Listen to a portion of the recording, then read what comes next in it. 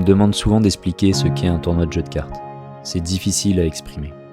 Un tournoi de jeu, ça ne s'explique pas, ça se vit. Alors aujourd'hui, plutôt que d'en parler, je vais vous le faire vivre avec moi.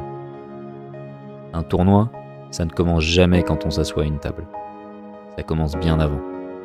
Parfois des semaines à l'avance. Choisir son jeu, son héros, préparer ses plans, tester, analyser, modifier puis recommencer. L'exigence est forte, très forte.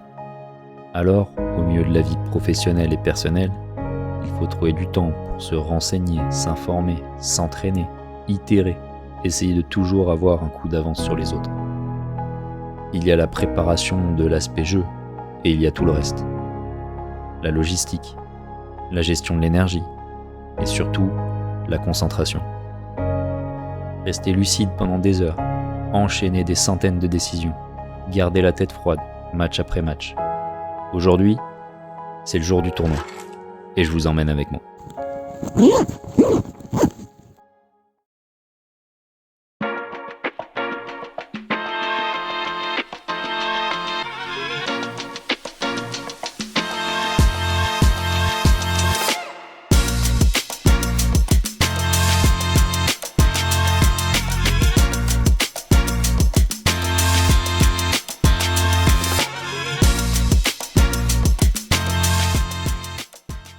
Salut à tous, c'est Feyal, je vous retrouve en plein cœur de Marseille pour un tournoi de Flesh and Blood, un jeu de cartes compétitif chez Play-In.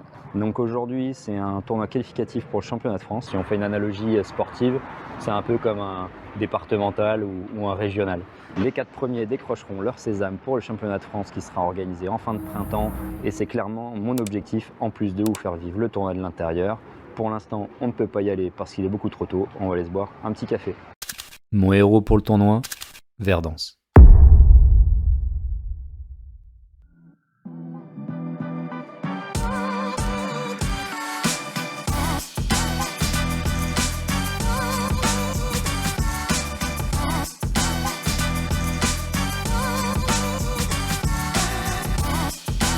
Et quelques minutes avant le tournoi, tout le monde est stressé, tout le monde espère bien performer dans la journée. On est surtout content de se retrouver entre joueurs et de passer la journée ensemble.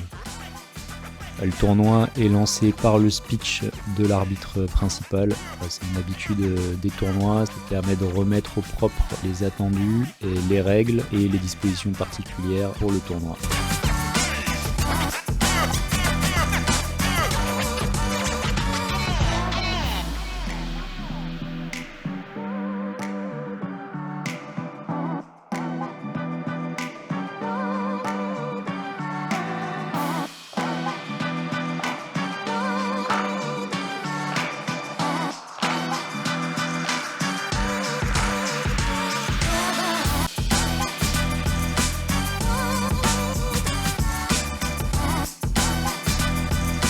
Fin de la ronde 1, on commence par un gros joueur, Ronnie, qui joue Arachni Marionnette depuis la saison précédente et qui le maîtrise vraiment très bien.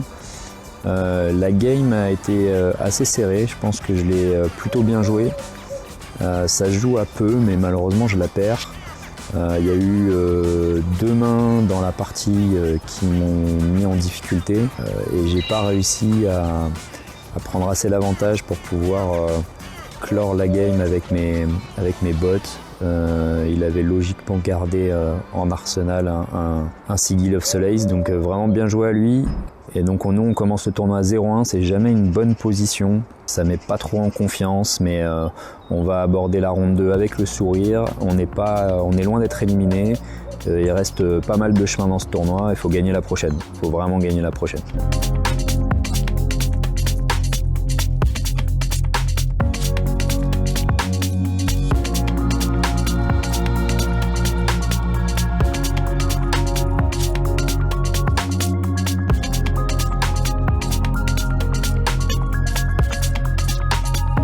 Donc on m'a attribué un bye. Donc un bye, c'est quand on a un nombre de joueurs impair, et donc il y a forcément un joueur qui n'est pas d'adversaire, et c'est tombé sur moi. Donc j'ai une victoire qui m'est attribuée automatiquement.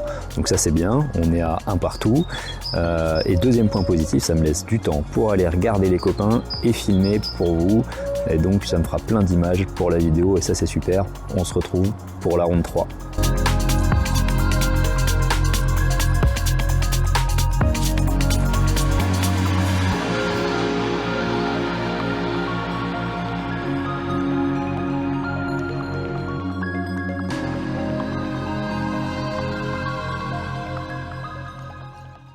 Et fin du match 3, je joue contre Gravy Bones, qui est sûrement le pire match de la salle, donc je pars pas gagnant. Mais néanmoins, je joue super bien la partie et lui il sort un peu mal. Et donc ça se passe bien. Ça se passe bien, je suis au dernier tour, je suis largement en passe de gagner, et je fais une énorme erreur au dernier tour qui fait que je perds. Donc clairement un manque de concentration et de lucidité à la fin du match. Et donc je mérite de perdre à cause de mon erreur. Donc là c'est un peu dur mentalement, on est au fond du tournoi. On n'a aucune chance d'être en quart de finale, mais maintenant il faut se ressaisir, s'entraîner mentalement pour les prochains tournois, s'entraîner en termes de jeu et aller chercher les victoires dans les prochains rounds. Allez, on est reparti.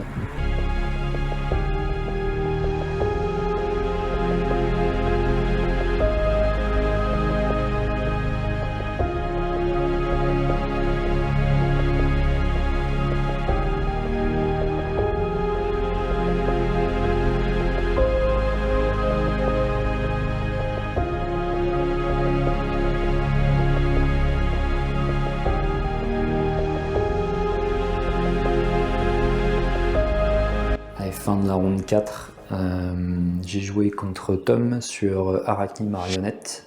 La game s'est super bien passée pour moi, et lui il a eu des assez mauvais setups de main. On a gagné tranquillement, ça fait plaisir, donc on revient à 2-2. Et maintenant il faudra gagner la troisième pour finir en positif et avoir une journée qui s'est quand même relativement bien passée. Allez, let's go!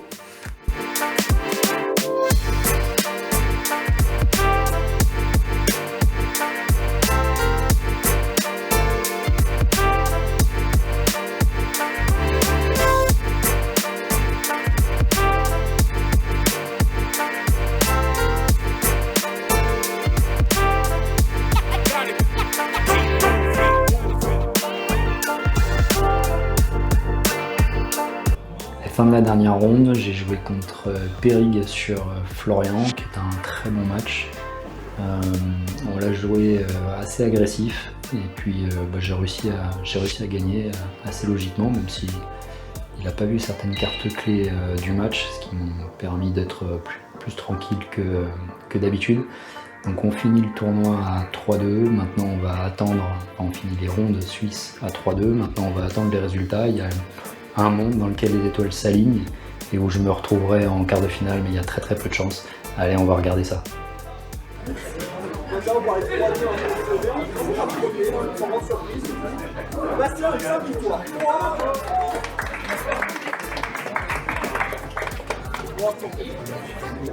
En 4-1 maintenant, Joyana.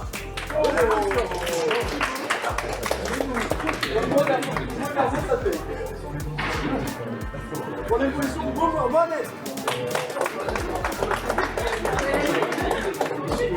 On passe en 3-2. Il y en a 2, on en a 5. En quatrième position, Kevin.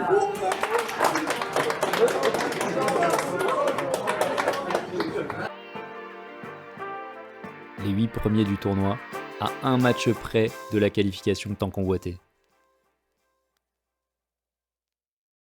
Les résultats sont tombés, je finis donc aux portes des quarts de finale.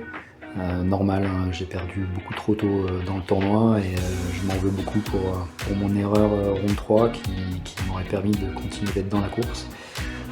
Néanmoins, on finit à 3-2, on n'a pas trop mal joué à part cette grosse erreur ronde 3. Maintenant on va aller voir les copains jouer les quarts de finale, et je vous invite à suivre ça avec moi.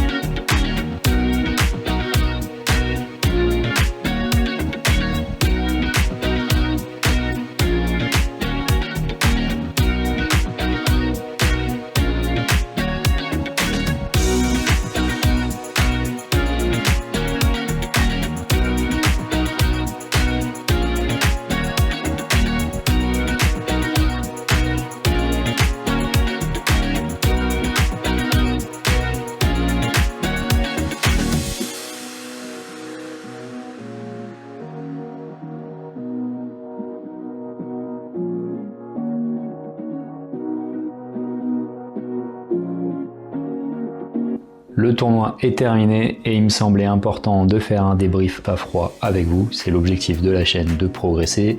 Et donc, il faut débriefer. Ce tournoi, ça reste une déception pour moi. Le résultat est très moyen. J'ai fait 2 victoires, et plus une victoire offerte et 2 défaites. Notamment avec cette grosse erreur ronde 3 sur laquelle je vais revenir. Ça me paraît être le point très important de ce tournoi et une leçon à garder, à graver. Ce qui s'est passé, c'est que j'avais un plan A. Il s'est passé des choses pendant le tour de mon adversaire et je suis resté focus sur mon plan A sans même reprendre l'ensemble des informations, recalculer tout ce que j'avais à calculer avant de prendre ma décision.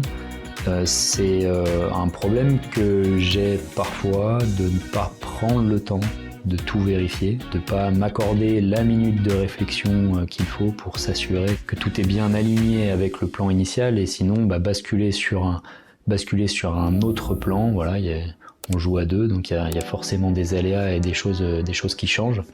Donc un gros manque de lucidité à ce moment-là et c'est quelque chose qu'il faut que je garde en tête. Que dans les moments clés, dans une partie on a une horloge, on a un timer, donc forcément on ne peut pas prendre un temps infini de réflexion à chaque tour. Néanmoins il y a des points clés dans les parties où il faut s'accorder du temps, il faut le prendre c'est une bonne leçon à mettre en application dès les prochains tournois. Sur les points positifs, c'est que malgré ça, malgré ma 2e défaite due à une grosse erreur, j'aurais pu complètement abandonner mentalement, mais je suis resté dans la course, j'y suis retourné, j'ai fait abstraction de cette erreur. Je me suis reconcentré sur les parties, le match 4 et le match 5. Je suis allé les gagner assez tranquillement. Et donc ça c'est une bonne chose, surtout pour les plus longs tournois, de ne pas se laisser abattre sur une erreur ou sur une défaite, de continuer et on fait les calculs à la fin du tournoi. Le 3e point positif, c'est que côté logistique, tout était bon. Côté énergie aussi, à la fin du tournoi, des 5 rondes, j'étais encore très frais, j'aurais pu continuer de jouer plusieurs matchs sans problème. Donc tout ce qui était logistique, boisson, sommeil, etc., ça a été bien géré. Côté choix de deck, je pense avoir fait un bon choix. La salle était pas facile pour Verdance quand même, il y avait beaucoup de mauvais matchs, mais il y avait proportionnellement autant de bons matchs, mais bon, moi j'aime pas trop être 50-50, moitié de la salle je suis content, moitié de la salle j'aime pas. Je préfère pouvoir affronter un peu tout, sans problématique majeure. Néanmoins, vu les matchs que j'ai eus, c'était pas un mauvais choix, et puis si c'était à refaire, je pense pas que je changerais de deck au vu de la population. L'entraînement que j'ai sur le deck et puis tous les tournois que j'ai fait avec me permettent d'avoir quelques automatismes qui facilitent justement cette gestion de la fatigue, cette gestion de la décision pendant toute la journée. Le dernier point que je voulais aborder, c'est que c'était la première fois que j'ai essayé de faire un vlog pendant un tournoi et que ça m'a pris beaucoup d'énergie et beaucoup de concentration, que c'est pas facile, c'est un métier, donc bravo à tous ceux qui le font régulièrement et avec brio. C'est vraiment pas évident de penser à jouer, de penser à filmer, de penser à aller faire les débriefs, le matériel, la gestion des batteries sur les différents appareils, trouver des endroits à peu près calmes pour pouvoir débriefer.